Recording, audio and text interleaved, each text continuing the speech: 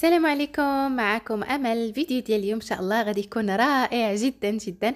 وجبه او اكله اللي هي سهله وسريعه في متناول الجميع. واحد الفطيره اللي غادي نصايبوها في المقلاة بدون عجين، بواحد الطريقه اللي هي رائعه ان شاء الله غادي تنيل اعجابكم، انا متاكده. كتجيب بنينه بزاف بزاف. ما نطولش عليكم بزاف، نخليكم تكتشفوا باقي التفاصيل. فرجه ممتعه.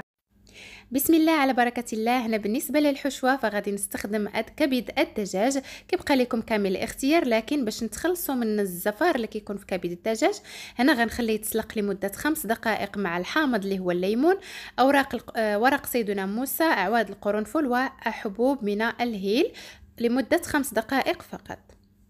هنا في مقلاة على نار متوسطة كنحتاجو البصله صغيره مقطعه الى مكعبات صغيره جدا على هذا الشكل. كنتسناو على هذا البصل حتى كينزل واحد شويه لمده ديال نصف دقيقه تقريبا او دقيقه، ومن بعد كنضيف عليه كبد الدجاج اللي صفيته من الماء.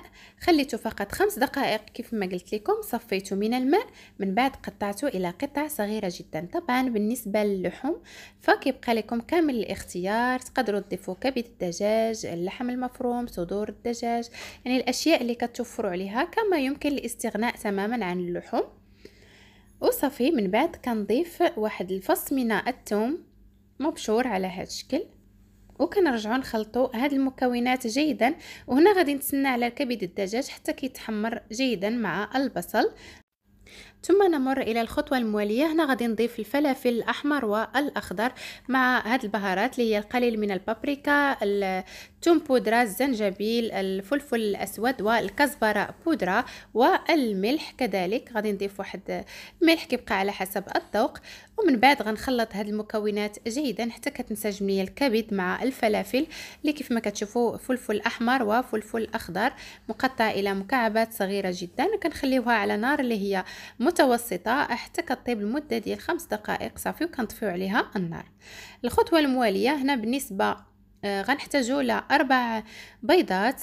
هنا عندي بالنسبه لحجم البيض فهو كبير، الا كان البيض عندكم صغير كتضيفوا 5 بيضات صغيره، واذا كان البيض كبير كتضيفوا 4.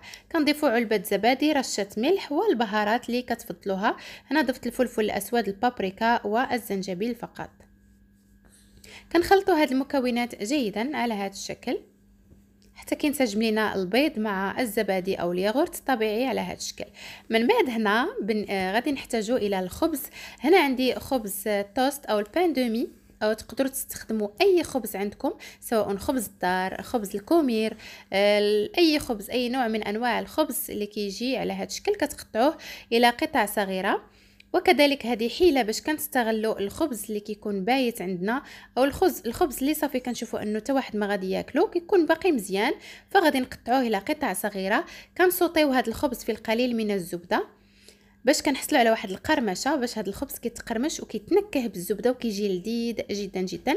كيف ما كتعرفوا راه الخبز مع الزبده طبعا غادي يجي لذيذ جدا. صافي هنا على نار متوسطه في مقلاة كنضيفوا القليل من الزبده، كنضيفوا الخبز ديالنا وكنخليوه يتسوطا على هذا الشكل، كنخليوه يتحمر على هذا الشكل، وكنبقاو مستمرين كنحركوه من كل الجوانب باش كيتشرب لينا هذيك الزبده، وفي نفس الوقت ما كيتحرقش، يعني غير كيتحمر. غنحمروه غير شويه ماشي بزاف، لانه مازال غادي يرجع للمقله، يعني مازال غادي يرجع للنار. صافي كيف ما كتشوفوا على هذا الشكل. اول ما كيبدا يتحمر لنا الخبز صافي هنا غادي نطفي عليه النار باش نمروا للخطوه المواليه. هنايا في مقلاة على نار، هنا الاهم مرحله النار ضعيفه جدا جدا جدا، نفس الشمعه. انا كنوضع ديك الحديده اللي كتكون كنوضعوا في الطاجين هي اللي كنديرها تحت المقله باش ما تحرقش ليا الاكل. من بعد كنوضع المقله النار نفس الشمعه، كنوضعوا القليل من الزبده، غادي نضيفوا نصف كميه الخبز اللي قطعنا. كيف ما كتشوفوا راه كتجي هاد الفطيره مقرمشه. صراحه هاد الاكله كتجي رائعه، كنتمنى الكل انه يجربها، كتجي بنينه بزاف. صافي كنحاولوا نوزعوا هاد قطع الخبز فوق القليل من الزبده. من بعد هنا غنضيف جبنه الموتزاريلا. بالنسبه للجبن ضيفوا الجبن اللي بغيتو، جبنه الموتزاريلا، جبنه الشيدر، جبنه المربعات، جبنه المثلثات، اي نوع من انواع الجبن عندكم كتوفروا عليه كتضيفوه فوق هاد الخبز باش كيلذذ لينا هاد الفطيره وكتجي بنينه من الداخل. صافي كنحاول هنا نوزع جبنه الموتزاريلا، وكذلك بدور الجبن غادي يخلي هذا الخبز كيلتصق مع بعضياته.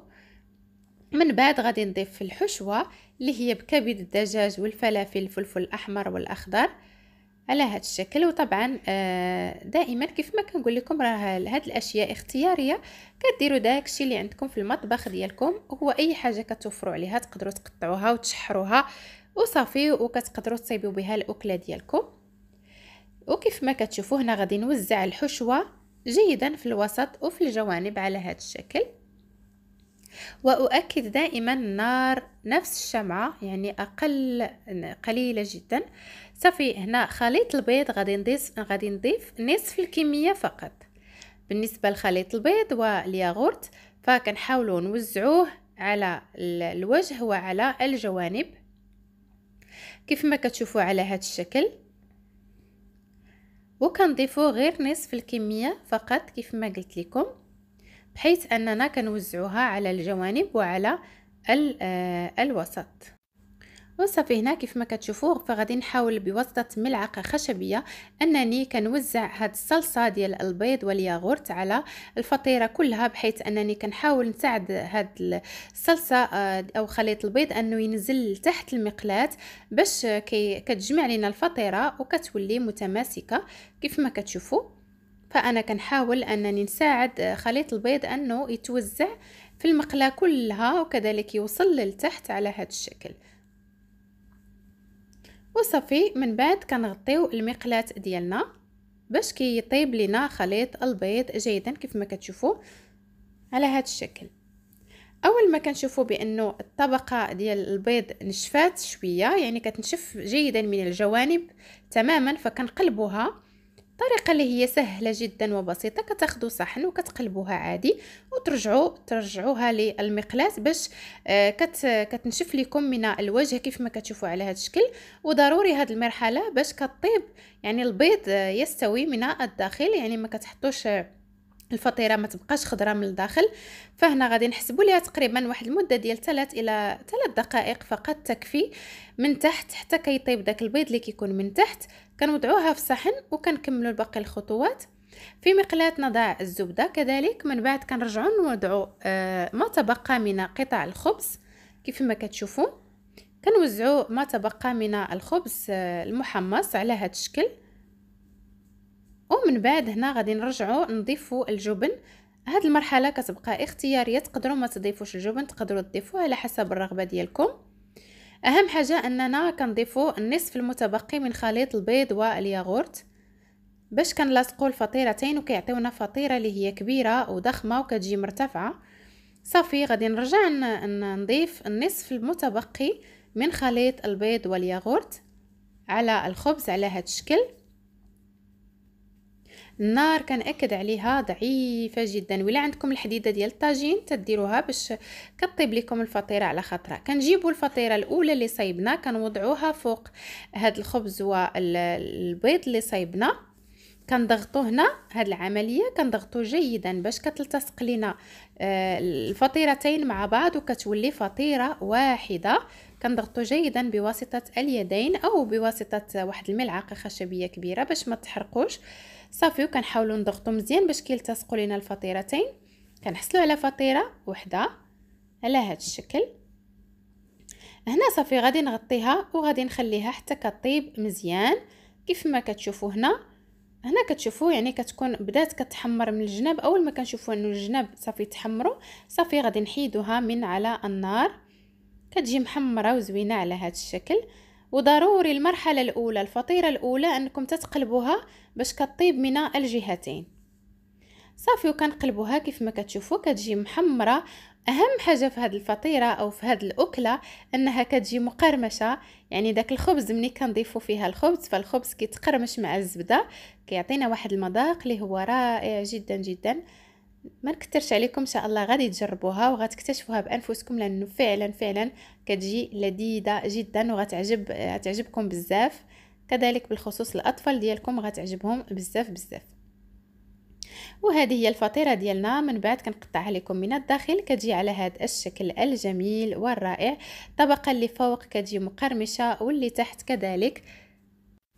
وكان هذا هو الفيديو ديال اليوم. كنتمنى ان شاء الله يا رب انه ينال الاعجاب ديالكم. جربوا هذه الفطيره راها كتجي رائعه جدا، ان شاء الله غادي تعجبكم.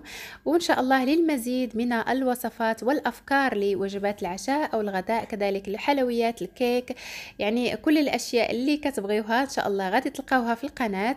ما عليكم الا انكم تزوروا قوائم التشغيل، ففيها العديد والعديد من الوصفات الرائعه والسهله واللذيذه وكذلك الصحيه لنا ولأطفالنا.